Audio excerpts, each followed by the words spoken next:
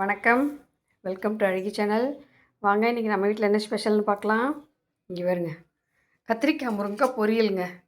கத்திரிக்காயும் நம்ம வீட்டில் விளைஞ்சது, முருங்கைக்காவும் நம்ம வீட்டில் விளைஞ்சது தான். கத்திரிக்காய் முருங்கைக்காய் பொரியல் இன்றைக்கி சாப்பாட்டுக்கு பிசைஞ்சிக்கிறதுக்கே அதுதான். அதுக்கப்புறம் இது வெங்காயத்தாள். இங்கே வருங்க, கீரை பொரியல் மாதிரி இருக்குது, ஆனால் கீரை பொரியல் கிடையாது, வெங்காயத்தாள். அதுவும் பொரியல் பண்ணியிருக்கேன். அந்த வெங்காயத்தாளும் நம்ம வீட்டில் விளைஞ்சது தான். அதுக்கப்புறம் நெல்லிக்காய் ஊறுகாய் நம்ம செஞ்சது தான்.